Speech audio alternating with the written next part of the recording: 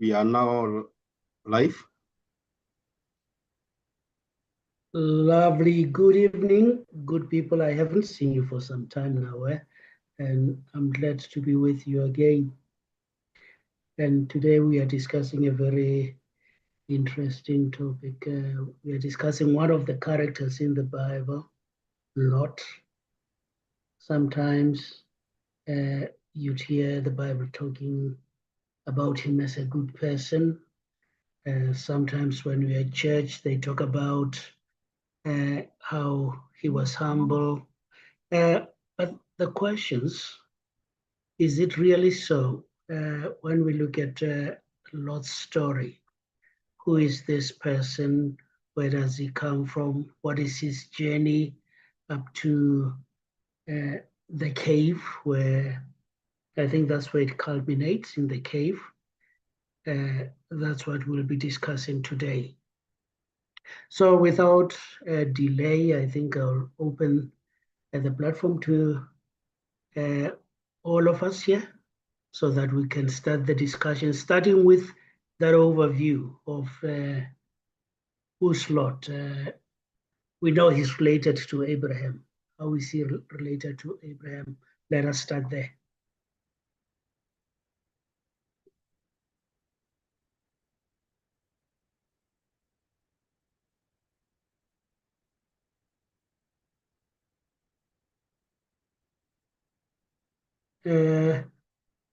Am I audible? Oh, yes, loud and clear to me anyway, to my side. Oh, yes. Thanks. Oh, yes. No, that's good. Yes, we can start with a lost story. Where is this man coming from? Who is he? How is he related to Abraham? And let's start the story from there.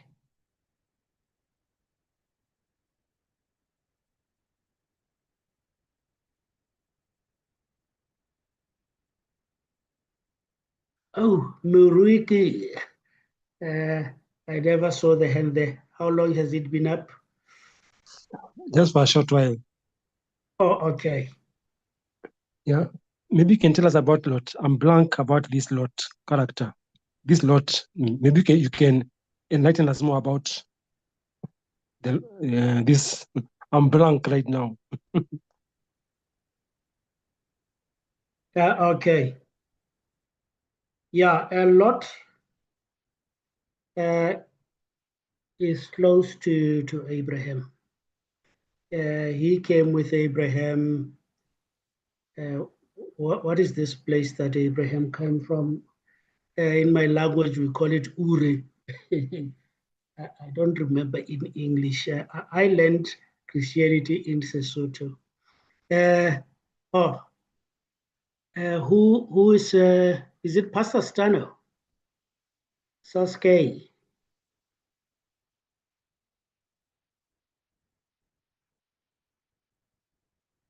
I can see your hand is up. Yeah. So you are asking about the story of Lot. Yes, to know who's Lot. So Lot is just a nephew to Abraham, but when I look the characteristic of Lot, was totally evil, because he also there he preferred to give his only two daughters to Romba to be raped. So he preferred to save the guest instead of preventing, or instead of protecting his only daughters he had, because he had no son. I think daughters. That's when we get into the character in the discussion later, when we look at his morals and ethics. Here we just want to know who this man is. How did he land where he was? Because he traveled from, I hate English, from Ure. What do you call it in English, that place? And It's Ur of the Chaldeans. Ur of the Chaldeans. Ah, lovely. Ure Yabakalde. Then from there, he moved in tents with Abraham. And these two were wealthy because they had shepherds, not even just a shepherd. And there were so many because there's even a time where the grazing fields were not enough for each other, where they had to part ways. Do you remember that story? And that was necessitated by the fights by the shepherds because there was not enough grazing field for all of them. So they were loaded, these people. Oh, Dorcas, I see you there.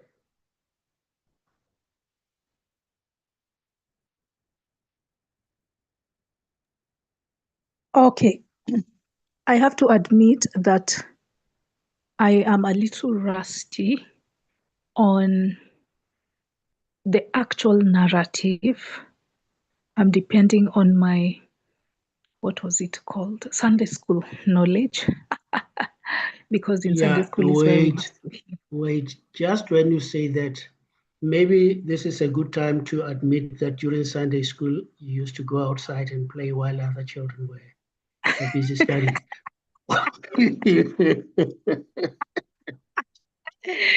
You got me, damn. Okay. Yeah, there was some good ice cream out there, so it was tempting. Yeah, I'm relying on my rudimentary Sunday school knowledge for this and a bit of Bible study when I was a devout Christian. But you see, when we used to study those stories, we would do it with a certain aim in mind. You've already curated the lesson and you approach the story from that perspective. You don't even look at it holistically. So I have Exactly. to admit. And that's I the can see reason in why my mind also, the poison keeps coming back when I was looking at this story again, because I was so tempted to look at the things that we used to preach about the story. Oh yes, oh yes. So that's a distinction between secular Bible study and religious Bible study. That we do it from a quote unquote objective perspective. You look at the story in a neutral way. Don't come at it with your biases that it's already God's word, it has to be right. No, just look at it objectively. So there are three aspects that pop out. There's the one of Lot's daughters, Lot's wives, Lot's wife, one wife, and then there's the aspect of the raping mob and Sodom and Gomorrah. So, because I've already spoken for a while, you are forward already. We are skipping all that story where they had to decide who goes where, because there was a time of the fallout between Lot and Abraham. So there's that's the question. Stage. Yeah. Where he's coming from. You want to know where he's coming from? Yes. Because he was in Ur, then he was in the tents with Abraham, and they used to be in the same camps. Then there was a tension that happened between the shepherds, and that's the time where they had to decide to part ways. And Lot looked at the greener pasture, because it was Abraham who gave him the option to choose which side do you go. And he chose a lovely area. Oh, we lost Dorcas. Okay.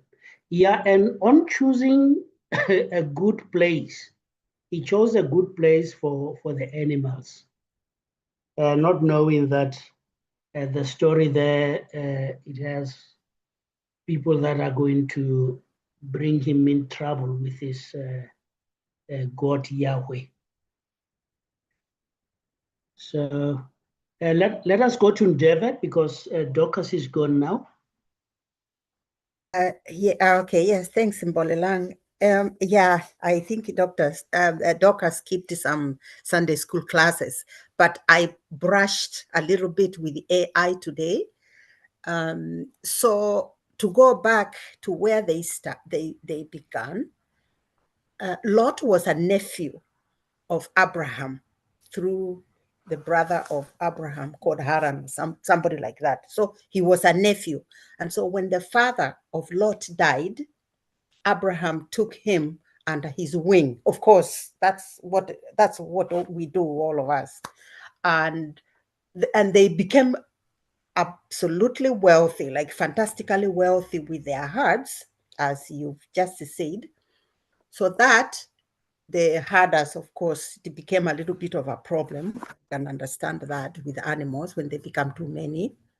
And so Abraham, being the good person that he was, supposedly, I hope, he gave him the first, he said, you choose where you want to be, and that is where you can go with your herders and your animals. And he chose the west. I think it is the west of Jordan, which was very good. I think it is the west.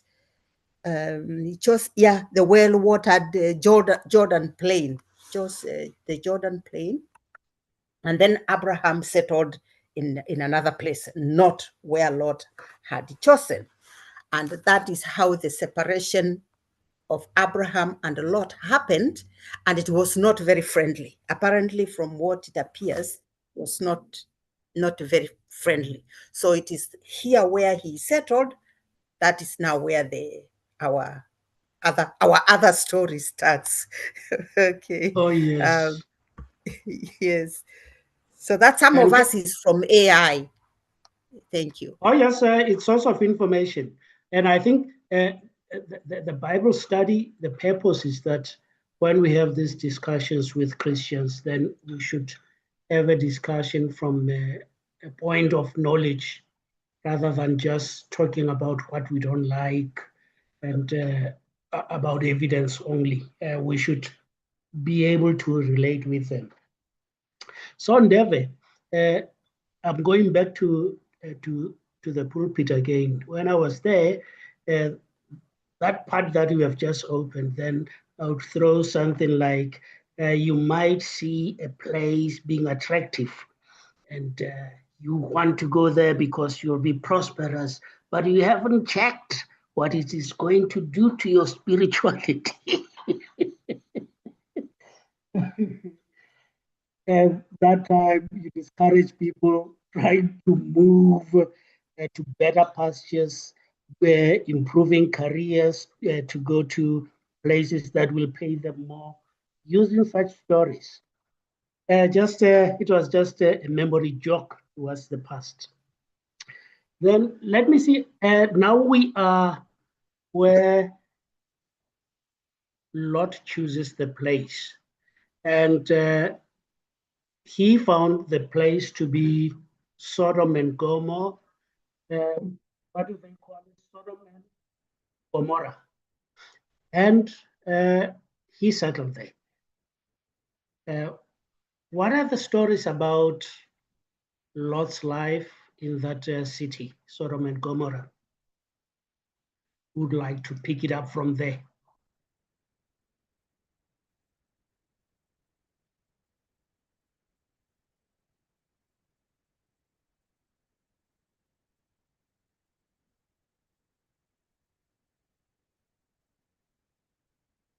Dorcas? Oh, now I can answer the question. I was preempting Yes, it. oh, that's where you were when you played a disappearing act on us. Yeah, I think Safaricom, our service provider, is conspiring to keep the truth of this story out there. Yeah, we need Holy Spirit. We need Holy Spirit to help us. Indeed. Now, as I said, I remember Lord during my Sunday school days because of three particular stories. The first one regards Lot and um, his daughters, as well as angels. There were two angels, or you can call them spiritual beings, that visited Lot. And a raping mob showed up in his house. They said that the man was so strikingly attractive that they wanted to have sexual relations with them. In fact, it is said they wanted to, quote unquote, know them. You know, in the Bible, when they say it is to know someone, they mean it is to. Yeah, they are being naughty when they say he knew her. He knew her. That's their code name. So when Lot had that they want to have sexual relations with these angels, Lot said, that is a wicked thing. That is a terrible thing for you to do. Instead, I have an even better idea. I've got two virgin daughters. No man has lain with them. You can have them and do with them as you please. So he was offering up his daughters in exchange for the guests in his home to be left alone. Now, okay, please confirm for me, because as I said, I'm using my rudimentary knowledge from Sunday school decades ago. Did they go ahead and have their way with his daughters, or what happened? No, They refused. Yahweh did his magic thing.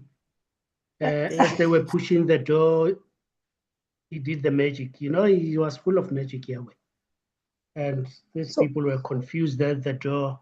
I think they could not even see the door. It was a mayhem now. No, the angel touched the door with a finger, and they were unable to open the door. Yeah.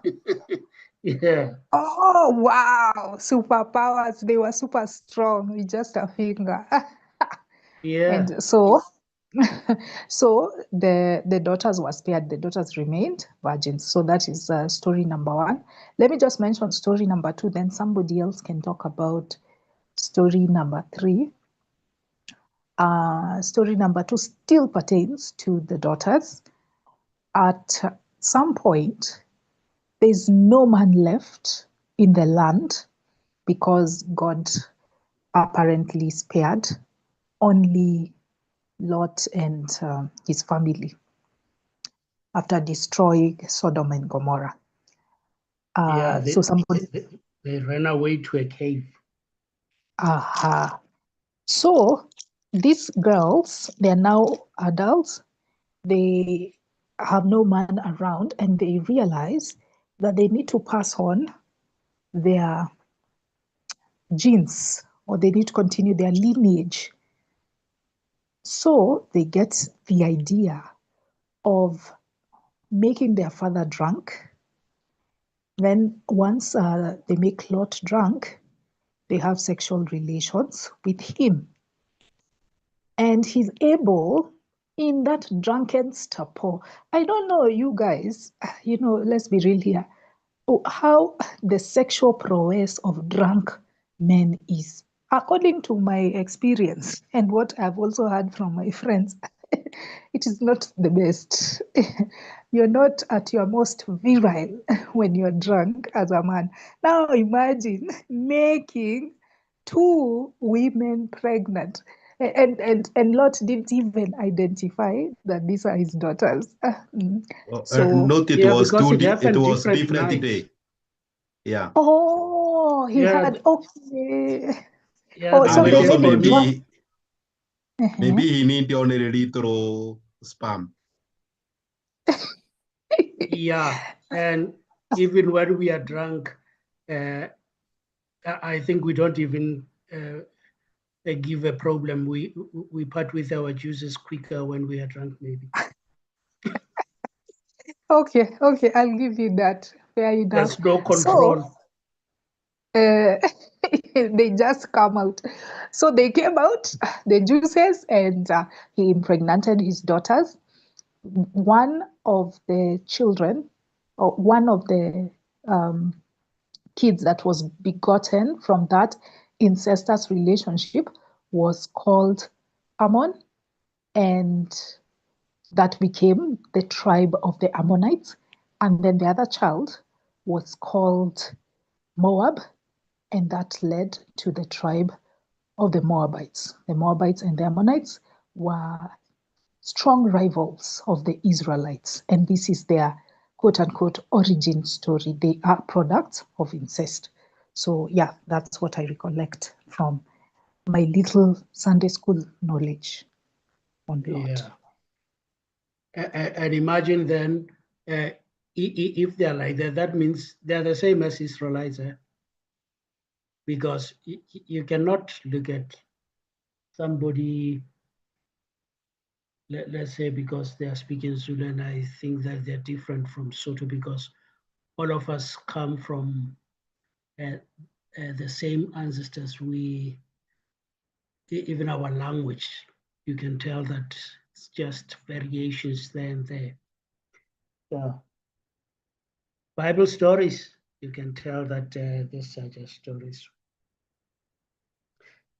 And just that part that you talked about, Dorcas, sometimes I even ask myself, where do they get wine from? Because wine needs people who are going to trample on it, who are going to put it in on the casks. You need a farm for a wine. Didn't they see men there when they were going to get wine?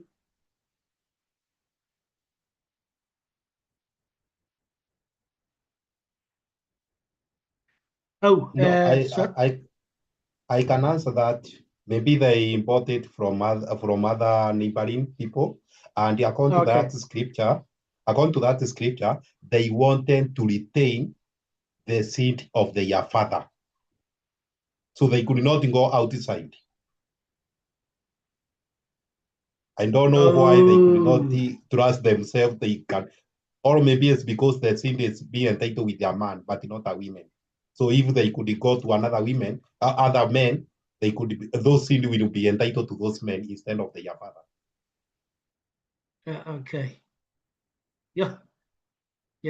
Incest on steroids. Hi, Rachel.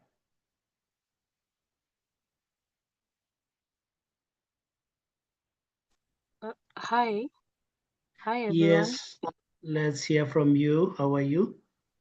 I'm fine. So I had a suggestion. I don't know how it will go, but I was wondering, is it possible to just read the chapter so that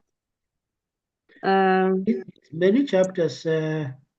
Is it 8 or so that has the story of Lot?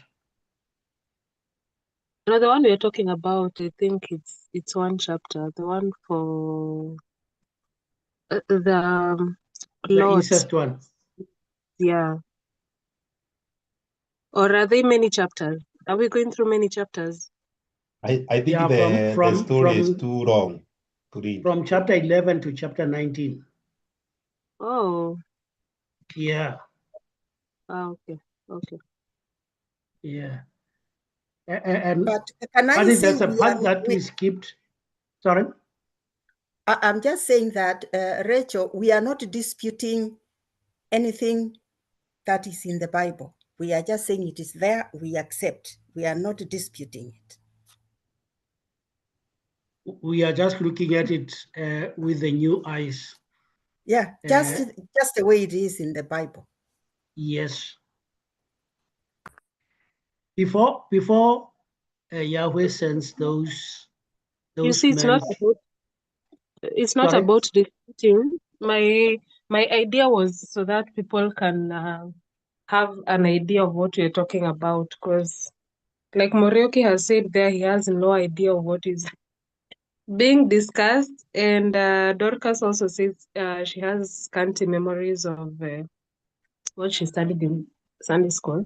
So that's the only reason I'm not a Christian anyway, so I'm not an apologetic. Oh, yes. Yeah. In fact, I think such discussions, Rachel, they trigger something in us to go and check this stuff, because also when we drink coffee, we do take these books and skim through them again. So if you know that it's Genesis 11 to 19, those chapters, you'll know the stories that we touched, that they are in that place. But reading it, I'm telling you, it will take you to church. And sometimes I used to sleep in church. Actually, one of the reasons I left church, I would sleep off and even dream during sermons. Damn. Exactly. We are the same. So Rachel, in as much as I said I was basing my recollection off of Sunday school, I still narrated an accurate account of those two versions of the story. And in case I'm misleading people, there's ex-Pastor Stano here to correct. Bolelang has done his homework. So anybody can chip in and say whether I'm off track or not, or whether I missed something. But by and large, just by that narration I've done, it's enough for us to continue the discussion, because we just want to focus on the highlights of the story, not the entire thing. It's too long. Yeah, and there's no certificate after this. It's So, okay. and I think you jump the turning to the sorority. Tell me that one. Before they were impregnated by their father, Yes. their mother had already turned to salt. Oh, yes. We skipped that one. We skipped another one also. When these two angels came, there was a discussion there between Lot. No, it was between Abraham and Yahweh, where he was talking about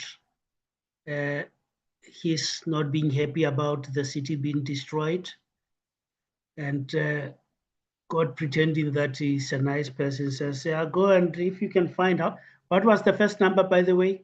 If you can find that number of people, then no, don't destroy the city. It is starting 50, then 45, then 40, up to 5. And that incident there, Pastor Skadu, makes me doubt the genuineness of Yahweh. I mean, if somebody starts at 50 and you know that there's no one at all, that is good. Would you play the numbers like that, or would you just say straight, no, there's no one?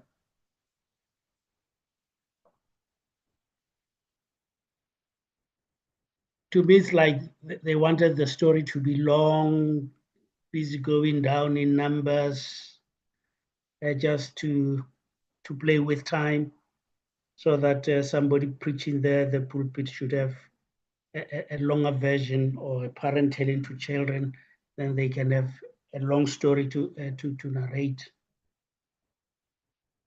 So I had somebody speaking. I was just about to say that for me, that bargaining with God is a bit funny, because it seems that that God was willing to bargain down the numbers with Lot. And I don't know if that is the same wrathful God or it's another God. And it seems to me that if Bolelang is a faithful person, everybody in his family is also faithful and declared by God. The same thing happened with Noah. I don't understand how you have the faithful parents and everybody under that, the children, the in-laws are all good in the eyes of God. That I saw, yeah, typical me, I start having a problem right there because we know it doesn't work that way. Thank you. Yeah. Hey, and here's another thing. Before even sending those angels, that's where we see that God doesn't see everywhere, because he has said that there are things happening there at Sodom, like Trump had that there are terrible things happening in South Africa.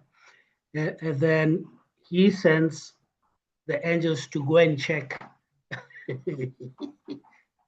So it raises that question, is the wind. It raises the question of whether God is omni. Oh, by the way, being everywhere is omniscient.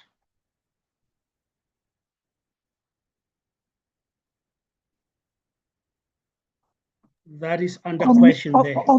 Omnipresent. Omnipresent, yes. Or knowing. It's not all knowing. No, not at all. You wouldn't send people to go and check for you if you know everything. And also, you would not be sitting there with Abraham and negotiating the numbers. Okay, then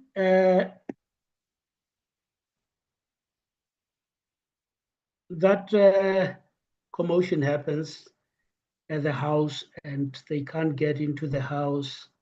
Then let us take the story from there because we have skipped another place there. So on that, we can also ask ourselves, was Lot righteous? No, yes, that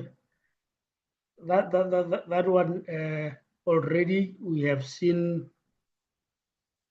the way that he was choosing good things for himself, and because Abraham is an elderly person, why would you choose greener pastures for yourself and give the older person places that are not less productive?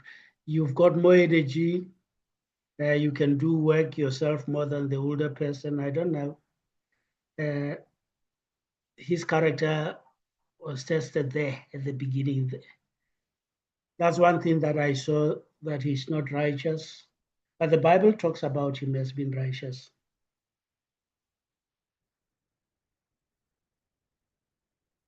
Second point, giving your daughters to people that are there as a crowd wanting to know other men, and you say, no. This, like commodity, this, they have not been known by anybody. Come and test this. Doesn't make sense. It's painful to, on Deve, sorry, I never saw the hand there, Deve. Yes, and this is the fact that Lot in Peter, I think Second Peter or in one of the letters of Paul, Lot is counted as one of the patriarchs. He's counted for righteousness.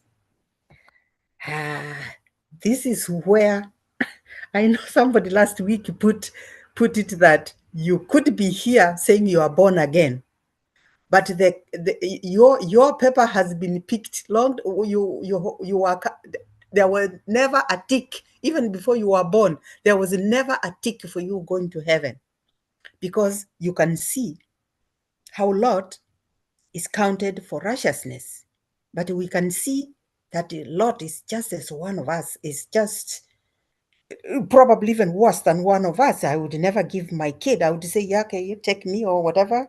You just want a man? I'm here. How is Lot not giving himself? Why is he giving his daughters? The guys want men, and Lot is men. Give yourself, but he's not going to do that. But he's counted as righteousness. Why? Because God had counted him from the beginning. Even before he was born, he had already been counted for righteousness. So there's nothing you can do. In fact, that's why, and I know skeptics, we are skeptical for the fact that the person that murdered me might be in heaven with me, because they had already been counted as good, or they repented at the last minute. And here we are in heaven. We are walking through the pearly gates together. We are walking on the streets of gold, and together, me, with my murderer, or me and my rapist, or me and the rapist of my village. If we are in a situation of war and there are people raping my village, I'm in heaven with the rapists of my village, or our murderers. Yeah. That is, yes. And I would tell you, never, don't worry. I know the heart of this man. I know he's changed. Yeah. And so once you are born again, you are forever born again. It doesn't matter what you do. And you've seen the preachers, the pastors, they are born again and they do whatever they do, because you know what? Once you're born again, you're good to go. Yeah. That's something that came to mind.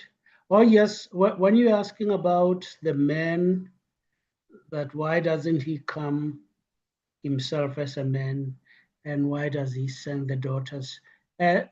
Another issue that I noticed on the issue of Lot is gender dynamics. You know, when you look at the ability of a female to control themselves, and a male having control over the female, it does play there. Douglas? Hello.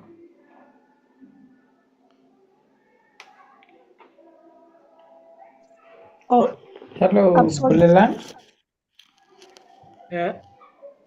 I heard a voice. Who was speaking? Tony. Hi, Tony. How are you? I'm very fine. Oh, yes. Doctors, can I bypass you just by discrimination, because I know you have contributed a lot? Yes, no problem. Karibu. Hi, David. Madam David.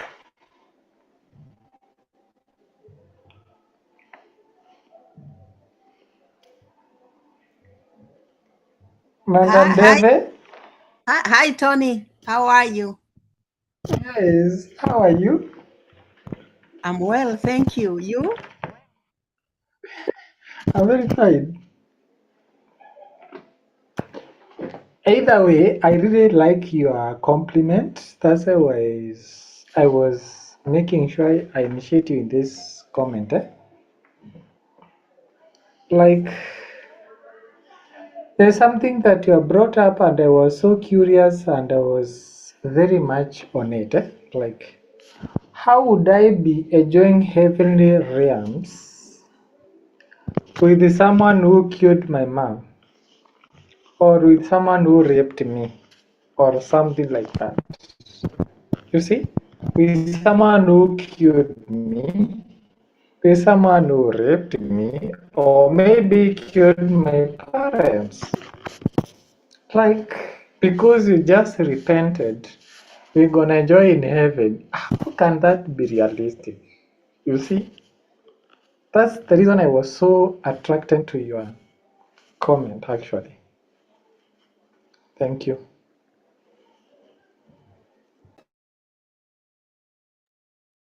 Thank you, Tony. Yeah, it doesn't make sense. It makes sense to people who will tell you that they have Holy Spirit and whatever. But without that biasness, I don't think they would understand it too.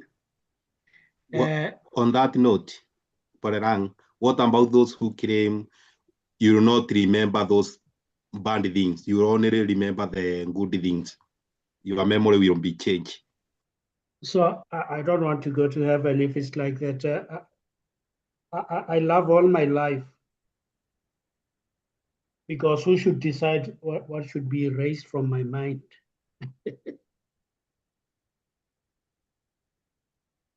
Because when we talk to children or to other people, we're having a discussion. It's not only the good things that become fun. It's, in future, even terrible things that happen when you talk about them. It's your experience. It makes a person. Dorcas? Yes, I wanted to comment on the character of God and the character of Lot. And I also wanted to clarify the part that I had skipped, because I think ex-pastor just mentioned it in passing, but we didn't delve into it. As I said before in my first contribution, I remember Lot from 3 stories. The story of the raping mob, where he offers up his virgin daughters in the place of his visitors, his angels. Then the second story is of his wife, who is turned into a pillar of salt. And the third story that people like to cite is the one of his incestuous relationship with his daughters, or the sexual contact that he had with his daughters. So that part about his wife turning into a pillar of salt, it's important for us to remember what happened. So you mentioned the fact that God was asking angels to go down to Sodom and Gomorrah to find if there's any righteous man. And he started with those high numbers, 50, 45, until it whittled down to 5. And after it was established that all the people of Sodom and Gomorrah are wicked, the Lord decided to destroy the city. And he told Lot and his family to leave. Once they leave the city, they should not look back. That was a command he gave them. Unfortunately, his wife did not pay heed to that command. She turned back and became a pillar of salt. So sometimes I ask myself, okay, who saw the wife turning into a pillar of salt? Didn't they also turn? And why were they not turned into a pillar of salt? Or did they become omnipresent or omniscient in order for them to know that that's what happened? So anyway, I needed to bring that out. Now, 2 quick comments on the character of Lot and the character of Yahweh. I won't have time to comment on the gender dynamics, which is very juicy, but I'll talk about that in my next contribution. So for Lot, I think that Lot is a very selfish individual. I think he lacks fatherly instinct. If strangers come to my house, and there's impending danger targeting the strangers vis-a-vis my family, I would prioritize protecting my family over and above protecting the the strangers. Like when push comes to shove, I would do that.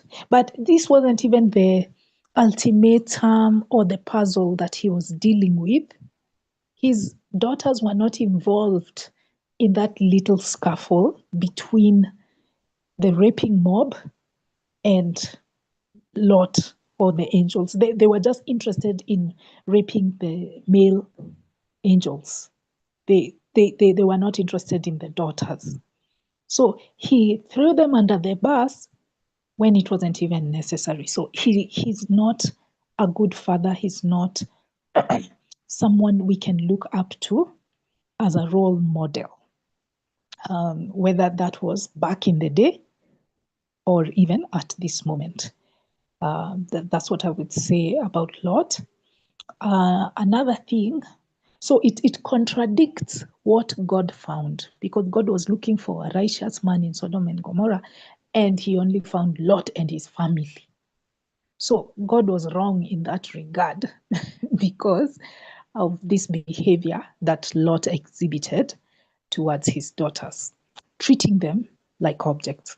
Then on the character of Yahweh, I think Yahweh is authoritarian. He gives arbitrary rules on doing something, like don't look back. What is the moral value of looking back? I mean, of not looking back. Why forbid people from looking back when they are running away from a city, when they're escaping? He just gives an arbitrary rule and he requires you to follow it whole scale without question. And when you do, he punishes you so severely that not only do you end your life, but you become some other object. You're not even a corpse that your family can bury. You become salt. Like, he's so petty. He takes away somebody's life over some really useless rule. And think about it. If you were a mother, if you were an auntie, I don't know whether she had reached the age of being a grandmother, not yet, maybe, but she's an auntie. She has relations. She's a friend to many people in the city. Then obviously your instinct is to look back. Guy, Akina, so and so, Mary and Betty, and what about them? Oh my goodness, they're being destroyed. Of course, it's like Yahweh is punishing Lot's wife for being concerned, for being empathetic towards her neighbors in the city. He's really authoritarian, he's really petty and unforgiving. This is not a God worthy of worship. Thank you. Yes, that's the type of God. And you can ask yourself again, what happens when you look back? Was God there? Was he the one holding the torch? And you know, the verse that says you can't see him and still be alive. Maybe Lot's wife saw the guy. Yeah, I really understand you, Bolelang. Sorry, you've got Stano also there. I really understand you, Bolelang. Like, this is the question I always ask myself. If you decide to have kids, for example, you decide to become a father or a mother, should your kids beg you to give them their basic needs? It really intrigues me.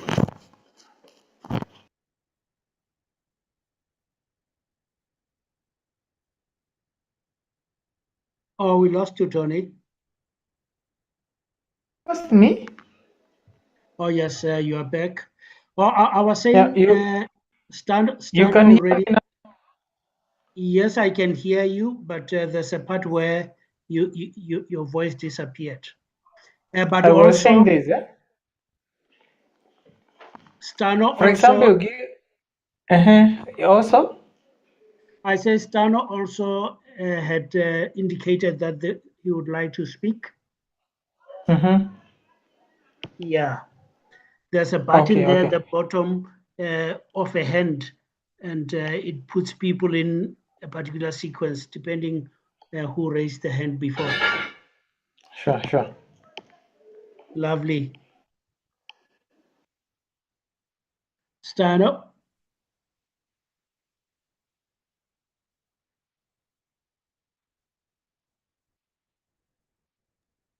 Okay. So I wanted just to add on what Dorcas have saying about the Lot sacrificing his only two daughters. This story reminded me about another place in the book. I think it's in the book of Judges. Yeah, I think it's in Judges chapter 19, where another man when the thug came and he asked for to be given a lady to rape. He offered his only daughter, and that daughter was raped until morning, and that is how that daughter died.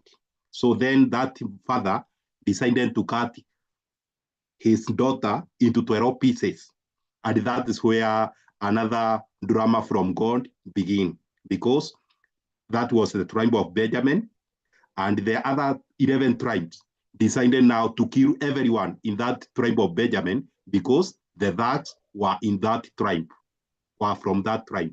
And that is how God gave the 11 tribes the permission to go and attack and kill everyone in that tribe of Benjamin, just because a father decided to offer his only daughter to be raped and to die, and then cut that daughter into 12 pieces. Thank you. Oh, yeah, that one is gross. I remember that story. Taking it 12 tribes. By the way, there were guests somewhere. Yeah? They went to a place and there were guests in a certain place.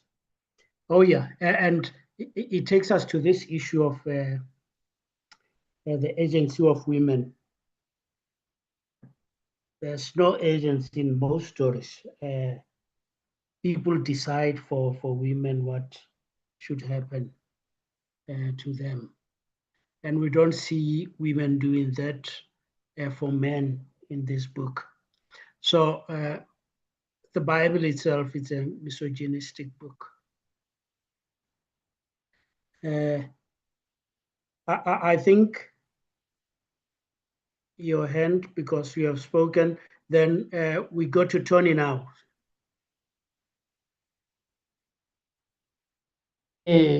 Sorry for going against the rules of the Zoom meeting, but this was my interaction in the process of the conversation. Oh yes, Like, now it's a matter of us communicating. yeah.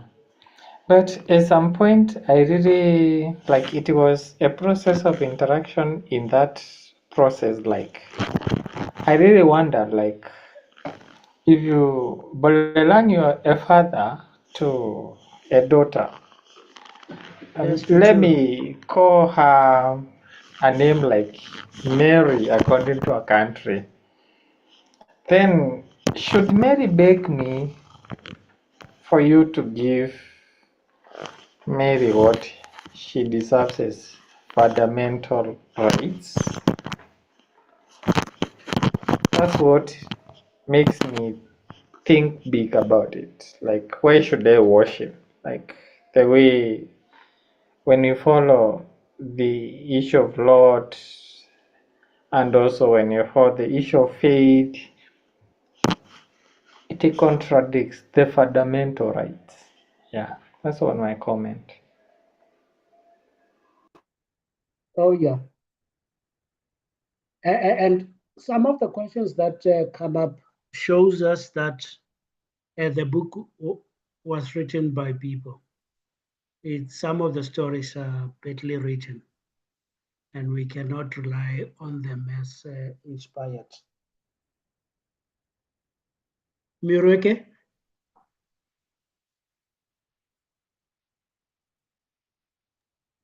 Okay, thanks. Just a comment. I think the Bible is worse than I thought. What I'm hearing today is worse than I thought. And then this lady who became salt, I wonder if she went to heaven or hell. Or was the salt the end of her? I wonder, when she became salt, did she remain there forever, or her soul went to hell? Just wonder. Thanks. I think Lot took some of the salt to eat his fish and chips, and I don't know whether the remaining one what happened to it. Oh, but you remember that nobody went to heaven after, is it before Jesus? There's a verse somewhere that talks about that. Yeah, I can clarify on that and say in the Old Testament, they have no idea about the heaven. That idea of heaven came from the New Testament through Jesus after the myth of Jesus. So, Yeah. so they went where are they going then? They were going where when they were dying? Like in Adam and Back Eve. to their ancestor. And that is why even the book of Excreces, I think it's chapter 3, verse 14, or it's chapter 8, which say animals and the human beings, we are all the same. No one is better than the other. We are all go back to the soil where we came from, to the dust. Oh, yes. But then Jesus comes and talks about Lazarus, and Lazarus is sitting on the chest of Abraham there, and there's that vast gap between heaven and where the fire is, and the rich man is asking for water, drop of water. So when he said nobody's in heaven, when did Abraham now make it there?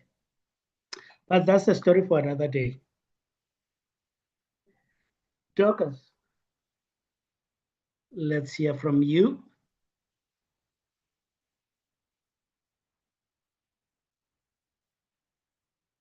Are you there, Dorcas? Yes, I am. Okay. Sorry, multitasking. I'm still folding my clothes from the move. Yeah, now I wanted to comment about gender dynamics in this story because you alluded to it, Mr. Moderator. It is curious that always the villains, the ones that bring evil in many of these narratives, happen to be female. If I look at the case of Adam and Eve, it is Eve who spoke with the serpent and then tempted her husband with the apple. So she's blamed for the fall of mankind.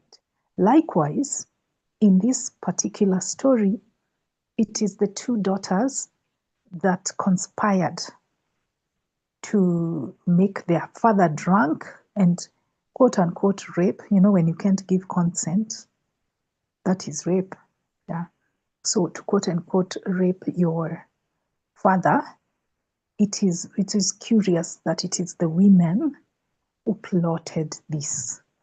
It seems to me as though that is usually the setup to paint women in a negative light for their disobedience. Women tend to be portrayed as the disobedient characters. Lot's wife was disobedient to God's command to not look back, and thus she was punished. And in fact, that brings me to the issue of obedience itself. I think this is the problem with religion, or Christianity in particular, is its overemphasis on obedience over and above critical thinking. instead of unquestioningly obeying an authority, we should ask whether that thing, that command they have given, is rational. But according to this story, if you were a skeptic like us or a critical thinker, you would be thrown under the bus. It is a bad thing for you to be a thinker or a skeptic. You are relying on your understanding. You just follow, you just obey, you just obey, obey, obey. That is the mark of an uncritical thinker of a quote unquote sheep. And that's what they like to use in Christianity. So I had to comment on that. Then I also have to say that women in this story seem to be trivial, inconsequential, valueless, or they have really low value, and they seem to be objectified a lot. They are regarded as property. This is the reason why Lot was willing to offer up his virgin daughters in the place of those guests that had come to his house, those male guests, that it is preferable for you to rape virgin daughters rather than to rape male guests. You can see how low in the pyramid women are placed. Women are considered to be objects, and their sexuality or their sexual purity is considered to slightly elevate their value. My virgin daughters, he had to mention that aspect. Yeah. People are obsessed with keeping women virgins, keeping them pure. Because how unnecessary is that piece of information? Exactly. If I'm gonna rape, I will rape. It is not of any consequence whether this person is a virgin or not. But that was a common trait among Old Testament stories and even commandments. You know, there's another part in the Old Testament, I think it's in Deuteronomy or Numbers, where you are required to compensate the father of a rape victim a higher amount if she's a virgin compared to her not being a virgin. So yeah, that issue of virginity is really troubling. But overall, women are of a lesser value than men, and it is this thinking that is carried forward into today, where women are regarded as inferior to men. Thank you. Thank you, Dorcas. Then it's Bill.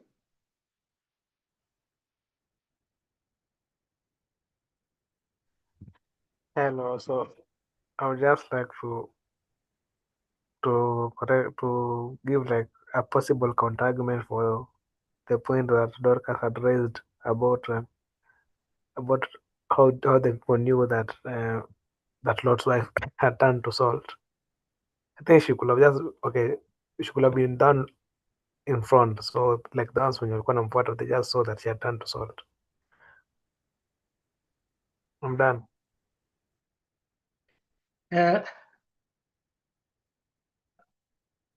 Sorry, I wonder. I do not get the full information. Okay, I'm saying like Dorcas had mentioned that how did the others know that the Lord's wife had turned to salt? Oh yes. So I'm saying that probably she was a possible counter argument that a Christian will give you is that she was done in front, so the others were the ones who were behind her just saw her looking behind and turning into salt. So I'm giving like a possible counter argument that Christians can give in case it gives that argument to Christians. I'm done. Oh yes, but here's the funny thing: that the book is written by Moses. He was not there. Hey, it was not even written by the people who were there. So we just take it to be a story that somebody put together. When we talking about that also, as Luca Veli is talking to us, Muriki and Deve, I would like us to look at the issue of the truthfulness of this place. Were there places called Sodom and Gomorrah in this planet? And is there any proof of sulfur coming and destroying them? You know, fire doesn't destroy the stones that build the city. Are there stones that build the cities there? So it's another thing that we can play in our head that we'll talk about later. Luca Veli. Thank you very much, Bolilang. Actually, it's been a while since I've heard from you, but it's great coming in and finding you moderating it. Um, so what I'd say from my perspective when it comes to, the story of Lot, even when it comes to the nature of God and the sexism that's very much evident in the scriptures. To me, I always say, the moment you take these stories as actual historical events, you'll find yourself wondering about so many things that aren't even logically possible. But it's I will say it's part of human nature. We live in a point of the universe where nothing has meaning. So we have to create meaning in the stories we give. When it comes to the moral narratives that at the end of the day has a message to take home, we are fond of doing that. So even when it comes to the story of Lot and his salt, I mean, and his wife who turned into a pillar of salt. Actually, when you go to Israel, in a place called, I think it's Shalom or something of the sort, there's actually that physical feature. It's actually a rock structure, a funny looking rock structure that, yes, it's composed of salt. And those people have been saying that that's the one, that's the actual pillar that Lot turned into a wife. But when you look at it from a grander perspective, you will see that they aren't the only civilization known of doing that. Even us here in Kenya, and if you ever travel to Kisumu, we have a rock formation known as Kit Mikai, and the locals around that place also have stories that explain those rock formation. So it's like a normal thing. It's not special to have funny stories around physical features. But now when it comes to other absurdities, around again the story of Lot, when you look at his incestuous relationship with the daughters, let's say for example, um, this again at the end of the day, these stories were meant to to have a moral explanation, or to serve as a lesson, or even to be a political propaganda. Because if you read the scriptures, there's a place that they talk about the Moabites and the Gibeonites being children of incest. So it's a reference to that Lot story. Like, those daughters gave rise to those civilizations in which that current society, or those people who wrote the scriptures, used it as a lesson to bash the cultures around them. And that's very much evident. If you read most of the Old Testament, these are just weird, I will say, mythological stories meant to, teach a lesson. However absurd the story is, like a father sleeping with the daughters, and stuff of the sort. Now, when it comes to the issue of heaven and hell, I will agree with what ex-pastor Stano said. In the Old Testament, heaven does not exist. Also, hell does not exist. What exists in the Old Testament, it is something known as Sheol. That's the underworld, where all the dead, whether you are a good person, a villain, a mass murderer, a slave, if you die, you end up there. It's like the underworld. And when the issue of Christianity comes, Christianity came much, much later with its new stories, its new theologies, its new scary features, like the issue of hell. Hell has been evolving over time. It wasn't there in the Old Testament, but the influence of the Greeks in it, the influence of the Zoroastrianism in it. You see, the Greeks had a semblance of hell. It was known as Hades. Hades was the god of death that ruled the underworld. So the Christians borrowed it. So the Christian took it and said, it's a place of punishment where we had fallen angels and all that, where the dead will be tormented. That came much, much later. Even the issue of heaven. The original writers in quotes of the Bible were, let's say, someone like Moses, he never believed in heaven. He believed in Sheol, which was the thing, which was the current trending thing back then. That's why you will never find the word hell in the Old Testament anywhere. That's an issue came that much later with Christianity. So to me, I will say again, that's not really fact, but those are just people trying to create meaning or, lessons or even fear people into their belief system.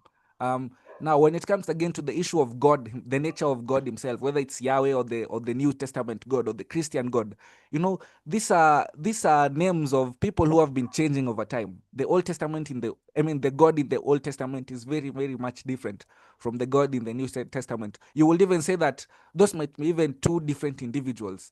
And when you dig deeper into the Hebrew culture, you will get to say that even the idea of Yahweh, known as Elohim, he was actually stolen from another larger pantheon of gods, of Canaanite gods. So the first semblance of religion, it wasn't really a monotheistic one, but it was a polytheistic one. Like Yahweh had brothers and sisters, but that's a story for another day anyway. But over time, the issue of Yahweh started to evolve from a petty storm god to a vengeance god, to a jealous god, to a loving god, to even a father who even made a weird sacrifice. So over time it changes, and even if we were to live, let's say, 5,000 or 10,000 more years, trust you me, the idea of God right now won't be the same if we were to exist 10,000 years to come. It will be something totally different. So how I look at these stories, it's just to appreciate the issue that everything changes, even if it's an absurd story. It will definitely end up being even more absurd, like what we have today with Christianity, with Islam and all others. So yeah, so that's how I will reason about it. And when it comes to how the Christians now will respond, yes, they will respond in many ways. They will even cope.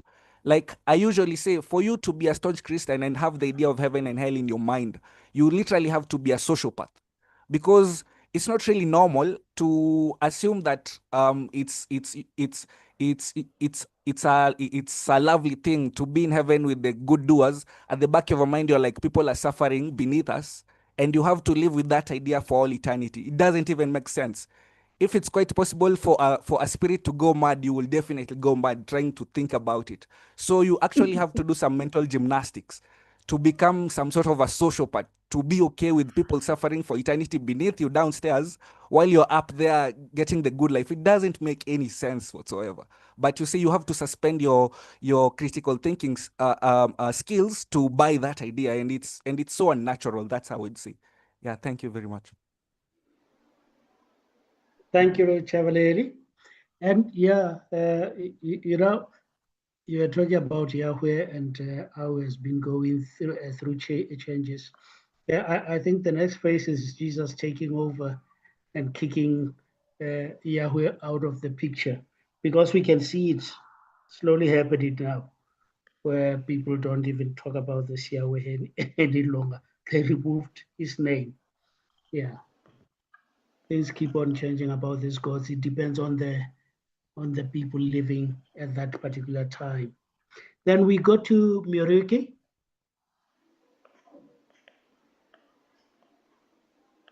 Thanks. I want to ask Stanley a question. May I ask him?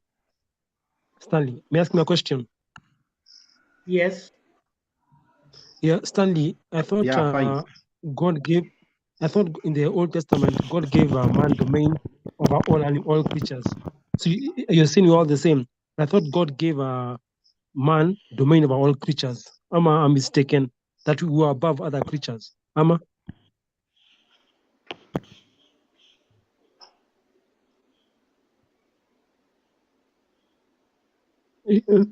Stano.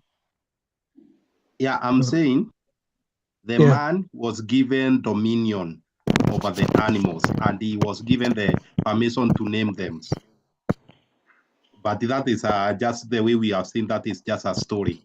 Because when you look in the reality, we still don't know the names of some animals. We are still discovering new animals and naming them even today, especially in the ocean. So in the Old Testament, you said we're all the same. In the Old Testament, there's no heaven, hell, we're all the same. How do you say that? Am I and wrong? in fact, in the whole Old Testament is only in the book of Daniel, chapter 12, verse 2, where it is said the dead will be judged. chapter 12, verse 2. No other verse. And it does not say about the heaven or hell, but that is the verse that is near to mean there is judgment after the death. So you said all humans, animals are going to the same place. Yeah, Yes, according to many verses, and especially Ecclesiastes the is a verse. spaces. Okay, fine. Okay, thanks. Oh, yeah. And that verse that is on Ecclesiastes is using Sheol. It says Sheol, where you go to. So in the Old Testament, people talked about Sheol, and they never talked of as a place they go because they are bad. It's a place they go because they are dead. So everybody was going there. Okay, we go to Ndeva now. Thanks, Bolelang. So I will start with the daughters, being a woman, but also it is not just only the domain of women to talk about what virgins behave like. Let us just go there for a minute. The guys here can tell us, if you meet a 20-year-old virgin, I will just say they are foolish. So they are foolish in the areas where these girls, down when they were in Sodom, before they left Sodom, their father described them as virgins. And in the cave, they become seductresses. Huh? Have you ever been seduced by a virgin? Excuse me, Tony. Tony, please mute. Tony, we are getting feedback on your end. Yeah, okay, yeah, sorry, Tony, just give me a minute. So, I do not know how many of you guys have been seduced by a virgin. That will be the day. So, these girls turned to be seductresses to their own father. That is such a stretch. You have to think about it. It's just, yeah, virgins, they will be foolish. I will just tell you from my own perspective, they will be quite foolish. Not foolish, quote unquote, okay? And seducing their own father or their own relative, no. So it means, to me, I'm going to go one stretch, and it is a stretch, and I'm going to call it a stretch. The idea must have been planted by you know who. We know how he is. The idea on these girls was planted by you know who. And if it was ovulation time, I'm going to tell you from the perspective of a woman. And if they are on ovulation time, then that is pretty, yeah, that is likely to happen during ovulation. The time, yeah, that time of the month. So that's with the daughters. The other one about how many cities. So when Lot went to this side of Jordan, the side of Jordan that he picked, there were 5 cities, and he settled in the 2 that were called Sodom and Gomorrah. So maybe he had a lot of influence, and he settled in 2 cities. Now, archaeologically, the digs have not proven for sure this is Sodom and this is Gomorrah, but the people are still digging, and we are open. We can stay open to the possibility that one of these days a dig might bring out something that will say that this is because, look, they dug out Pompeii from 79 AD, the city, this city in south of Naples, Napoli in Italy. They're digging. They dug out a lot of stuff after it had been covered. It had been and a lot of soil. I'm going to tell you the amount of soil that city was amazing. But they dug it out, and if you go there, you'll be amazed what you'll find. So we still have hope of seeing Sodom and Gomorrah and then learn under what cataclysmic situation Was it a meteor? Was it an earthquake that destroyed these cities? Then we can be able to find out about that. As to proof of salt pillars, there are 2 places in the Middle East. You have got to, you just have their word that these are the salt pillars. One, and you know there can't be 2, okay? There can't be 2 Lot's wife. There is only 1 Lot's wife. But one is in Israel, and the other one is in Jordan. And of course, the tourists like to go there, and we know why. Somebody should make a salt pillar in Kenya, and the people will come. Or anywhere. People will go to see the salt pillar. People will come and see it. And so yes, for touristic purposes, the pillars have been made there, and people do go it. But we also do know that the Jordan, I think the Jordan or the Dead Sea or something, they are very, very salty. And I mean, salts usually are places. There are lots of places with the salt in the world, and it could be due to any geological or sedimental deposits reasons. So that is, to me, that is how I tear apart this story, particularly in the part that where we might want to accept it as fact, because the facts are not there. It's a very good story, of course. And personally, I am surprised that someone would write, but those were those days anyway, somebody would write that someone had incestuous. But those days, even today, the Middle East and parts of the Islamic world, they do not have a problem producing children with their cousins and sometimes step brothers. And I always I look at my cousins and my step brothers, and I think none of them would do. There would be no reason as I would look at any one of them in any other way other than just my relatives.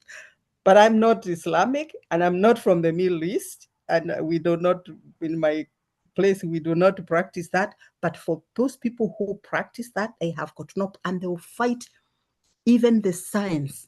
They would defend even the science of incest. Thank you. Maybe Chevalelli would tell us why people would be fighting with the science of incest. Thank you. Thank you, David. We go to Bill now.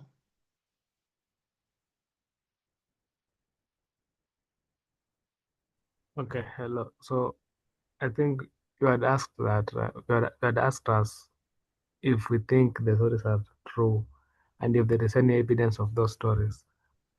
So, like the first person to respond to that question, he pointed out about the Kitmikai in Kisumu.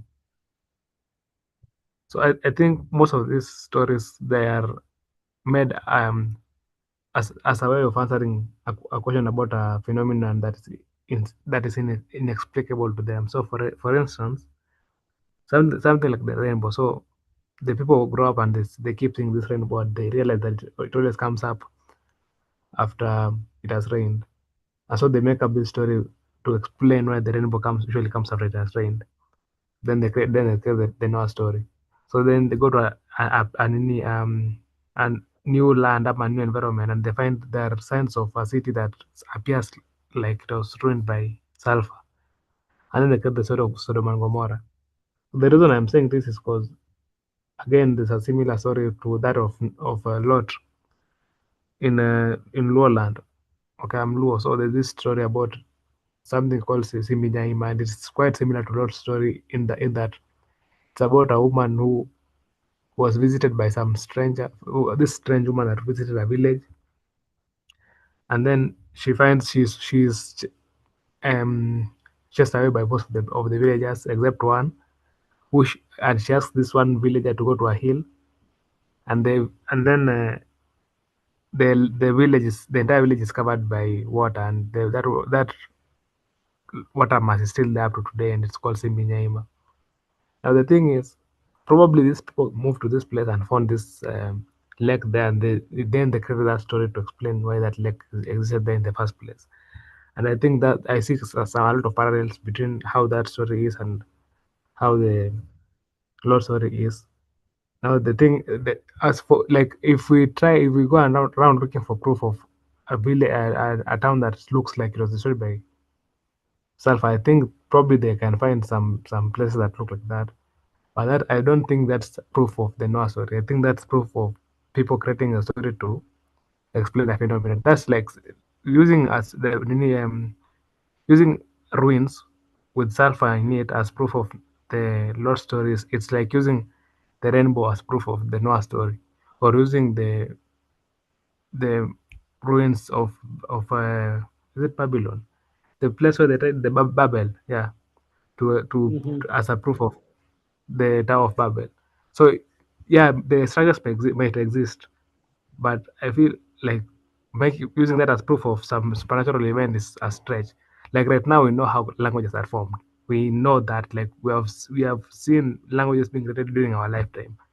Like there's this new type of Sheng that is being spoken by some youth today in Kenya. I've seen that while I'm growing up, like I've seen it happen. But since that time, we Oh will yeah. see that this cultures. Huh? If something is not done professionally, it's easy to build a story based on belief. To say, Yeah, okay, here's the proof. How many structures we have seen, rocks where we are told that this is Noah's Ark, and you see it Noah's Ark all over the place. It might be also stories like that. Okay, Dorcas.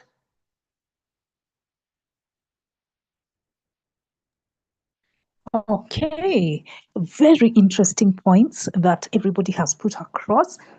I concur with you all. I especially loved Luchaleleli's contribution because he gave the historical and perhaps cultural motivations behind such narratives, and he linked it to how the character of God evolves in the Bible. So I really appreciate the information he shared and all the other contributors.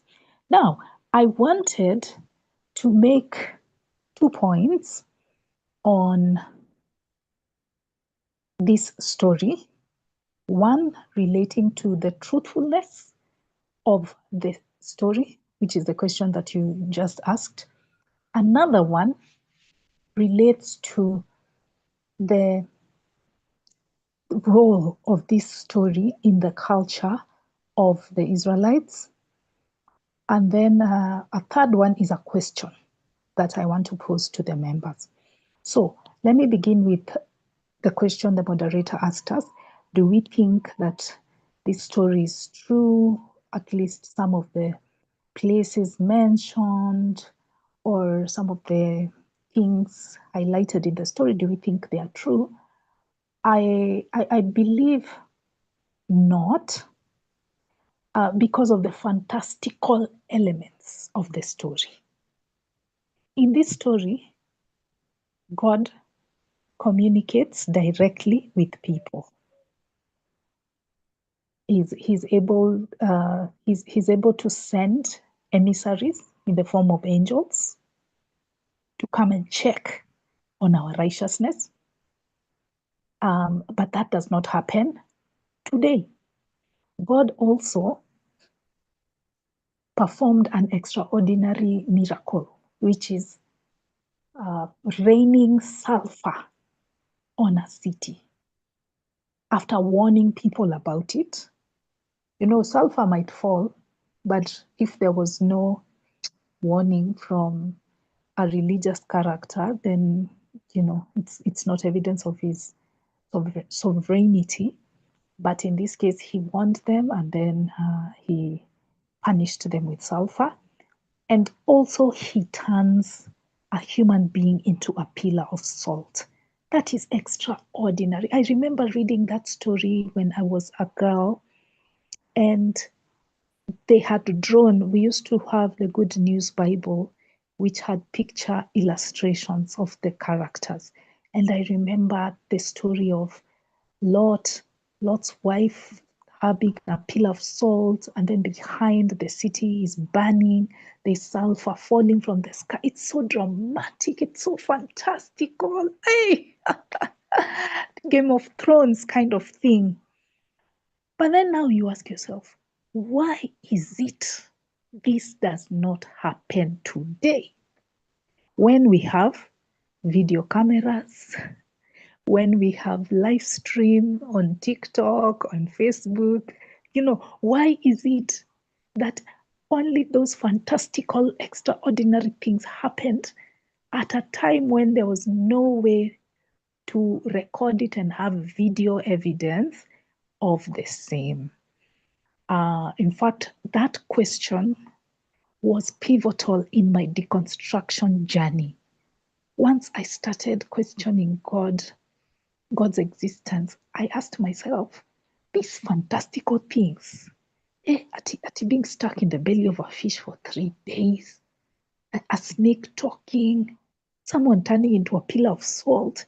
Why is it only happened in that Bible, in some book that was written over 2,000 years ago? Why not now? If this is a sign that it could be a myth, just like all the other myths we have around the world. Here in Kenya, our different tribes have different myths on the interaction of humans with their gods. Yeah, we have the story of Gikuyu and Mombi, and the way they asked for husbands and the husbands fell from the sky. So we have those stories. There's no proof.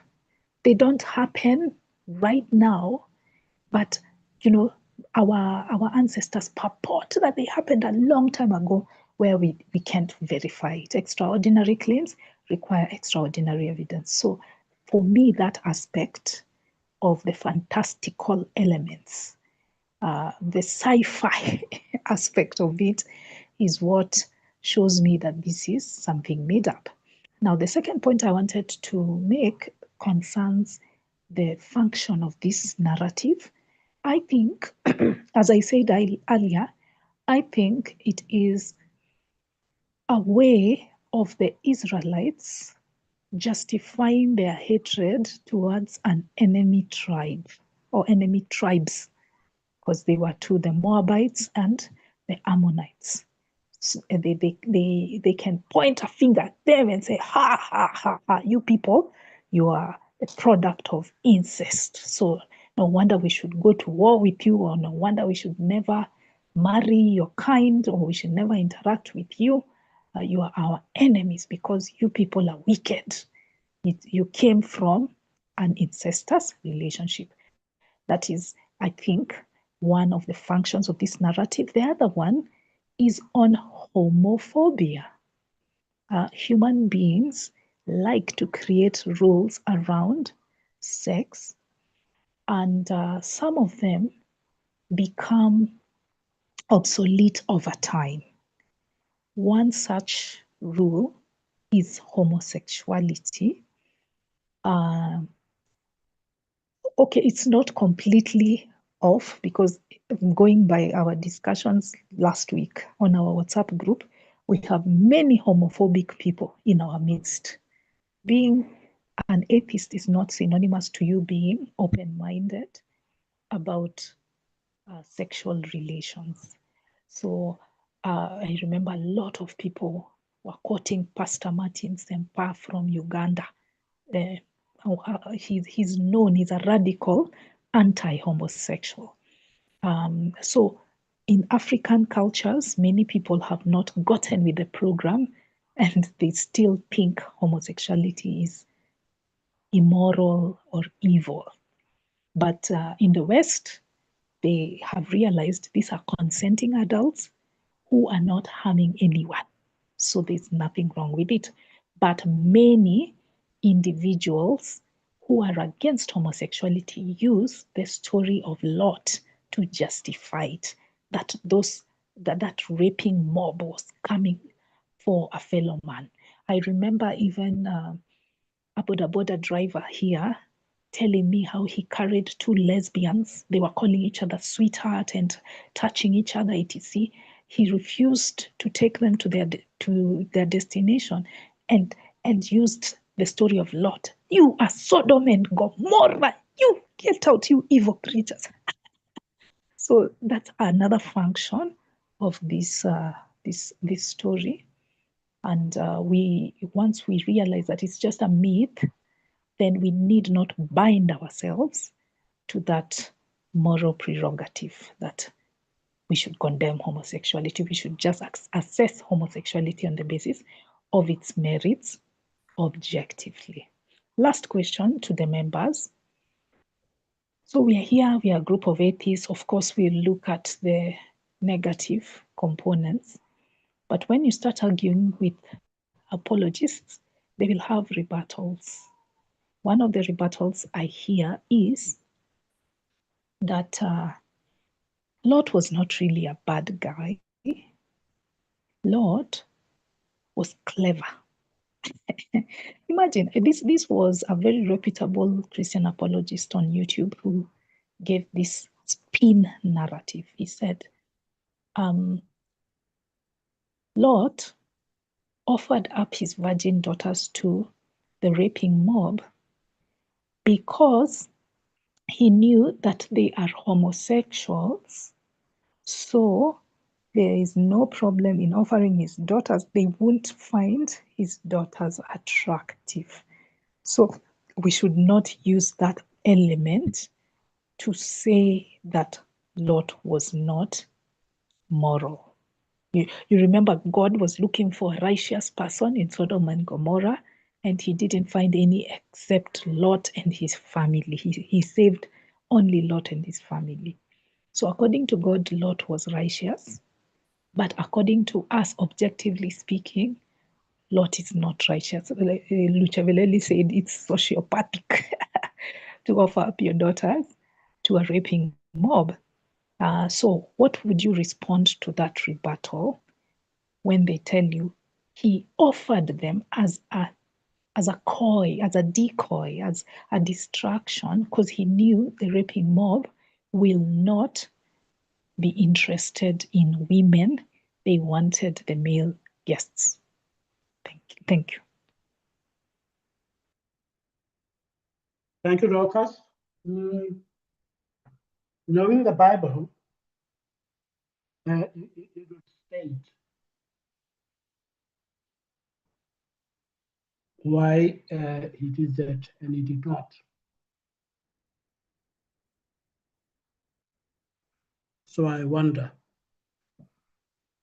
But let us go to Stano.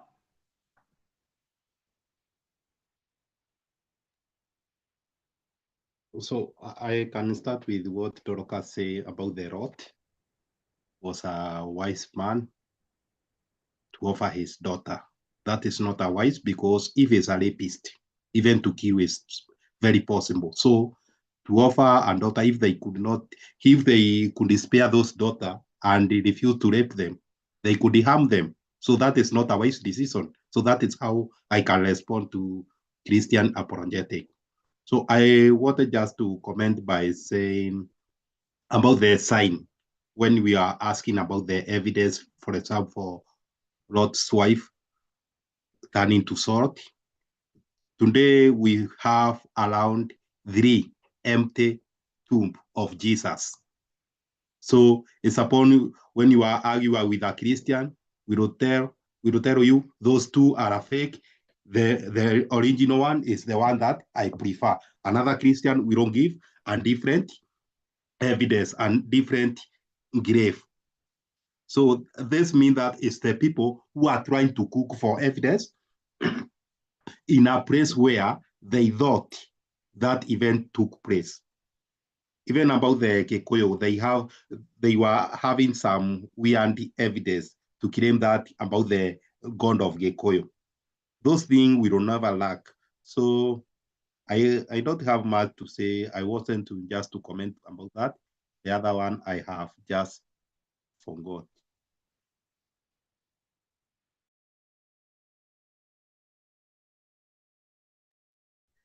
Thank you, Stano. And also, Lot is mentioned in the Quran. I wonder whether there are any people who are ex-Muslim here. And in the Quran is painted as a prophet. It's not just a person. In the Bible, it's just a person. And the Quran also states the righteousness of Lot. Muraki? Okay, thanks. I want to answer Dorcas with another question. Why waste time debating a myth? Why waste your time debating a lie, a made-up story? Thanks.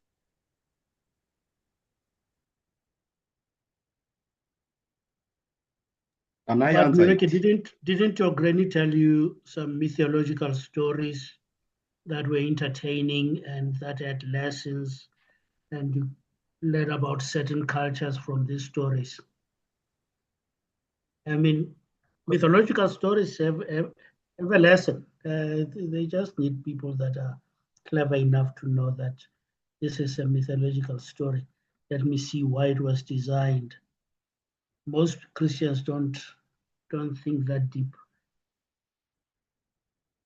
So, You can't win So that. can I?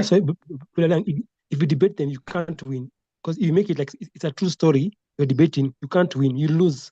Unless you say it's a myth, just say it's a lie. If you debate with them, it becomes like a true story you're debating. Just say it's a lie, period. I wish you submit a paper like that for your thesis when you discuss maybe the topic of Lot, and the lecturer looks at it, just write one sentence, this is a lie. There are certain things that we put in to check all aspects of a particular story. And I think it's interesting. Bolerang, I can try to also answer that by saying we debate with them because we want them to understand what they believe in is not making sense or is something that cannot exist. For example, we can debate by saying the insect does not have four eggs, and yet Bible say have four eggs. When we prove to them there is some lies or about the stars are bigger than the earth, so they cannot fall on earth. When we try to point to them things like that, that will make them come to their senses and realize that really this was written by human beings, was not written by divine beings. And in that case, we try to, by doing those, we try to achieve and go that, because when they rely on those myths, they will use those myths to make their role in parliament or to make their role in the state. That will govern the whole humanity, even if it's based on something that is not making sense. But when we try to argue with them by pointing some mistake in those medical books, that will be able to win them, not to go against the humanity by making the law based on those methodology. But Stano, a star and an insect, it's obvious, eh? An insect has 6 legs and stars are big. But now a story like Lot, there's a big difference. You get me? Stars are obvious, stars are big, and we know insects have 6 legs. But the story of Lot will waste so much time. Note when we talk about the rod, we prove how unsanity it is, that story. And also we can include the one that you are saying it is making sense. Everything in the Bible, you have to analyze it and look the fraud in it. Yeah, we cannot skip issues.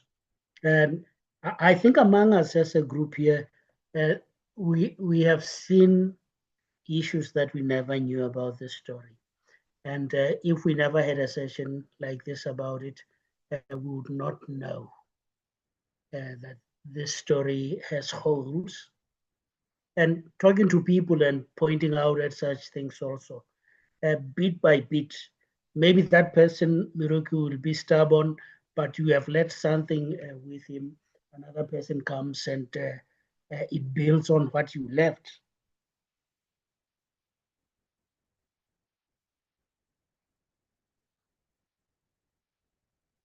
Okay, let's go to David.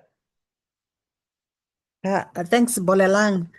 For Muriuki, just briefly, Muriuki, we are skeptics. We are not,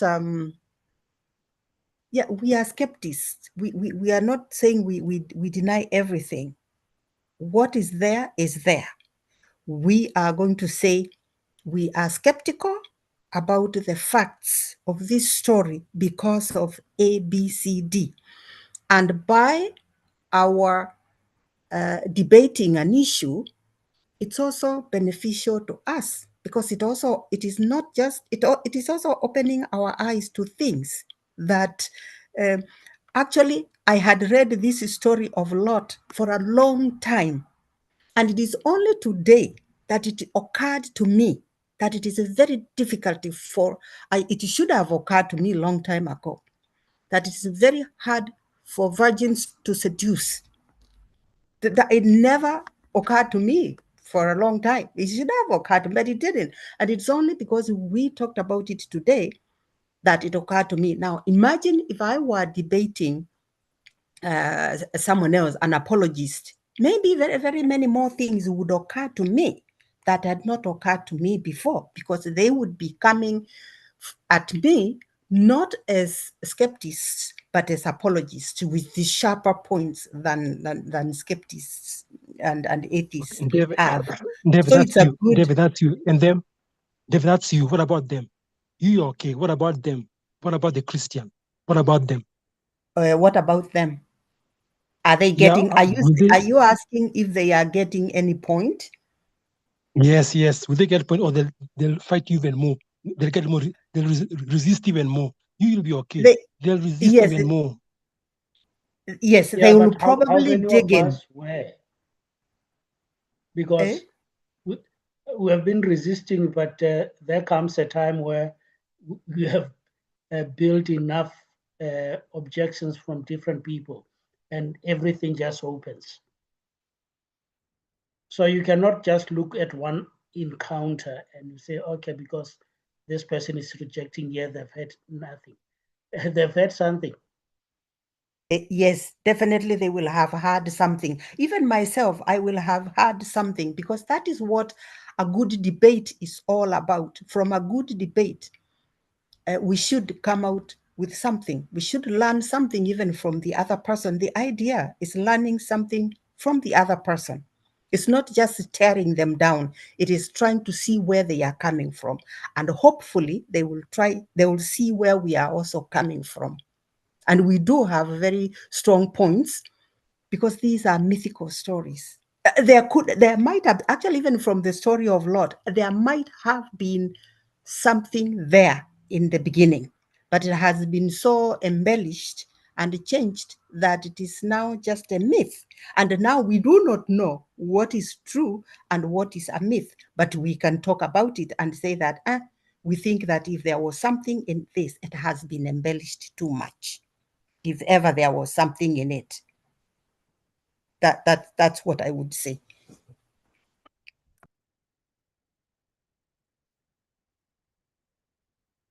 Oh yeah, then let me see, we go to after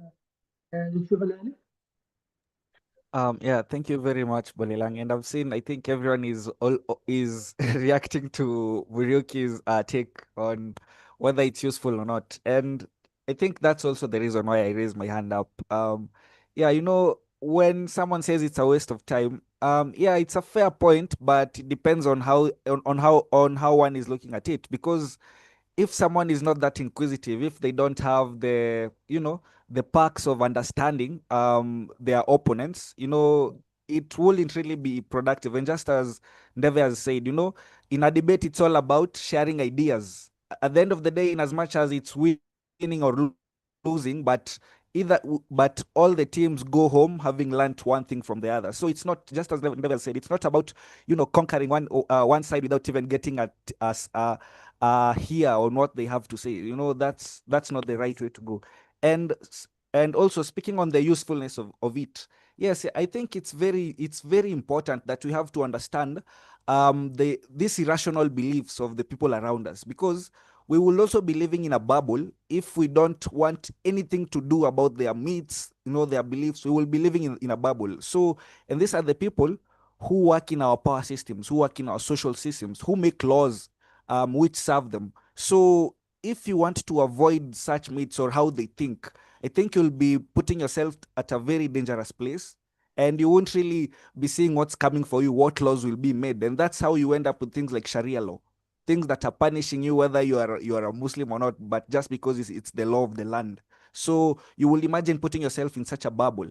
And again, and it's also, I think it also gives one an opportunity to appreciate how our beliefs have been evolving over time by understanding or getting a study on these myths and how they evolved. That's how we went from animals living in the clouds to human figures to gods to now people talking to people, telling you that there are people in the sky, to right now those stories are now vanishing because it's evolution. We are evolving towards a better place. So if we all ignored the myths of our predecessors, we wouldn't even be having such a debate to begin with. And whether we like it or not, these myths are actually engraved in the progress of humanity, however useless they are.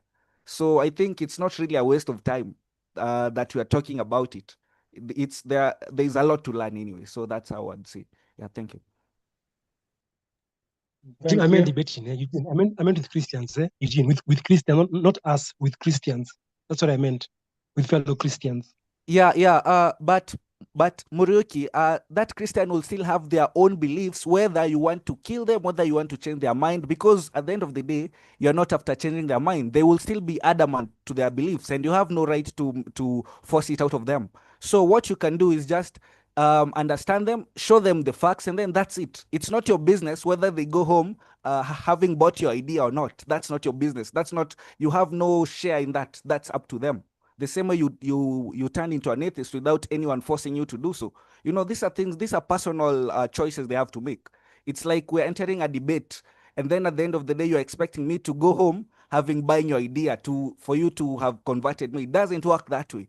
Debate, it's all about exchanging ideas. And if they want to deconvert or not, that's up to them. It's not up to you. You don't have to force anything. You just present your facts and that's it. So that's their fault. That's not your business. You have no business in their beliefs. Yeah. Yeah, it takes time. Dorcas, hey, when I look at the time, we have just hit on 2 hours, so we should work on wrapping up now. Let's hear from you, Dorcas. Yes, indeed, time is up. I just wanted to respond to Morioki and tell him the reason why we have these conversations is so that we can plant a seed.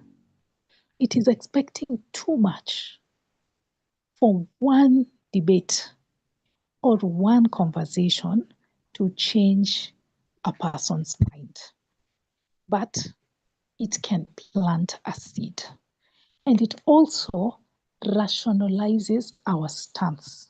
We live in a Christian world here in Kenya. And when you tell somebody, no, don't pray for me, or don't wish me God's blessings because I'm an atheist, they're like, wow, why? Why are you an atheist? So this is one of the responses that a person can give, that the Bible is a book of myths. The story of Lot proves this because of 1, 2, 3. So in the process of justifying our beliefs, I think that is a reason to have this discussion. And the other one is to sow a seed. I consider myself to be an atheist ambassador in real life, not in social or not on social media, because I'm not active on there, or it's just not my preferred medium. But in real life, everywhere I go, I try to have those conversations. Each week, I must talk to somebody about atheism. I remember this past week, as I was buying stuff to move, containers to put my stuff when I move, I went to a second-hand shop owned by a 75-year-old man. And I recall telling him the story of my deconversion, about my condition, irritable bowel syndrome, how members of my church who are close to 1,000 prayed for me, and I never got healed. Do you know that man? He was silenced. Like, he said, that is so rational.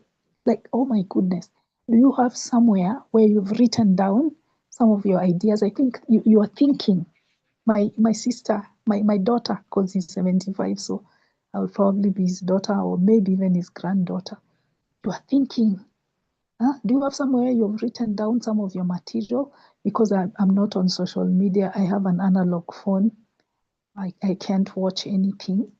But if you have it written down, I'd be interested in learning some of your ideas. So overall, that's what I have to say to Morioki on this aspect of us engaging in debates. And finally, he's assuming that they think like we do, that it is a myth. He's like, why discuss it when it's a myth? It's a myth because you critically looked at the story, but they haven't. They don't think it's a myth. They think it's true, and they're making decisions. They are passing legislations based on that myth. That's why we can't stay silent. That's why we have to keep talking. So yeah, that's what I have to say. I am glad you've asked that question. It borders on the existential or the role of these meetings and Bible studies in general. We will continue to have atheist Bible studies for that purpose. Yeah, in explaining our beliefs and also in planting a seed. Thank you. Thank you, Dorcas. Turn up.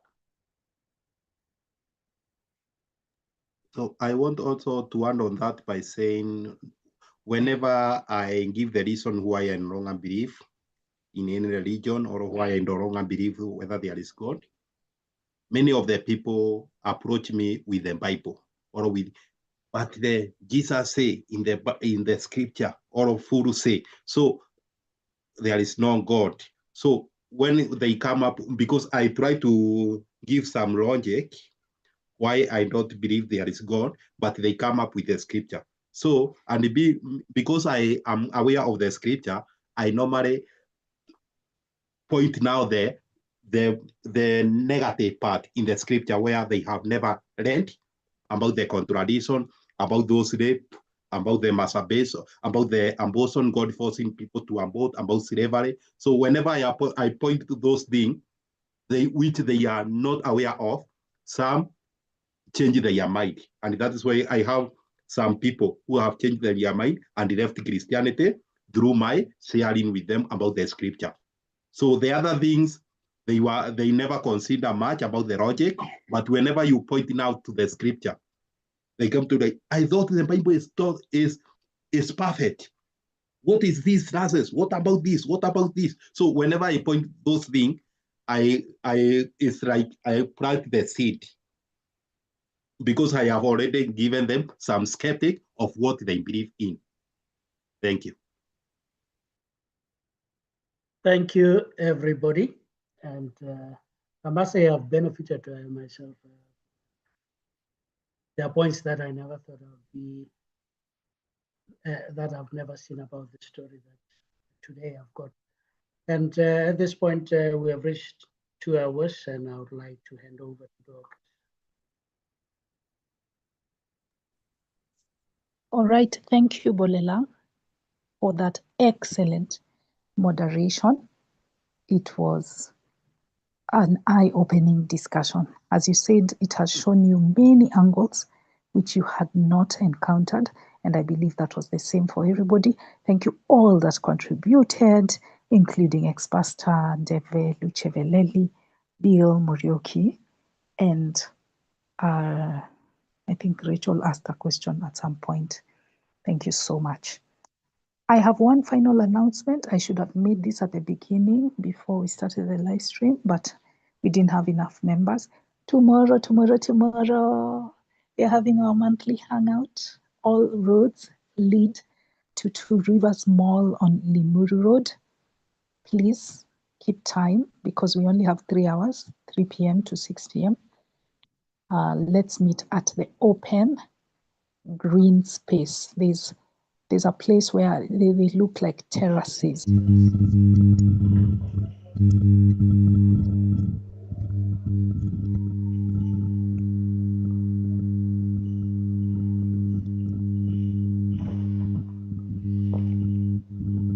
Hello?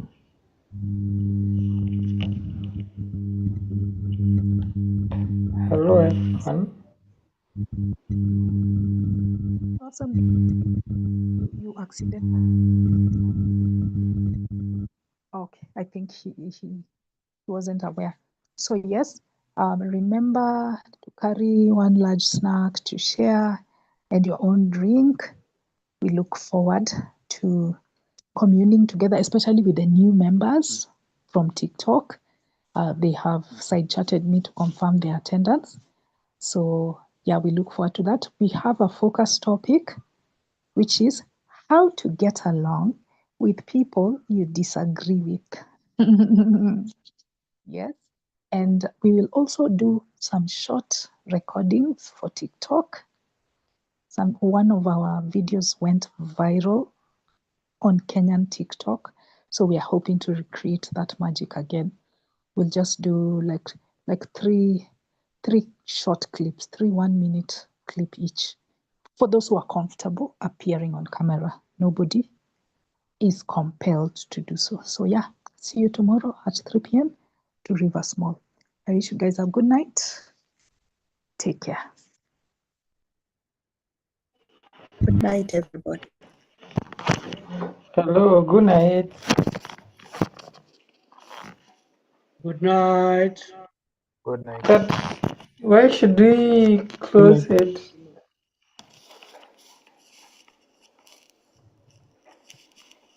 Tony, you are asking me a Yes. question. What are you saying? Good night to those who want to sleep. Can we proceed?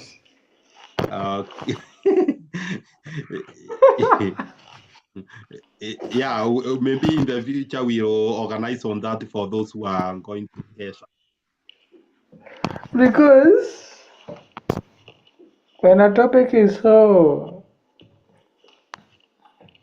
strong, that we should not just call it off because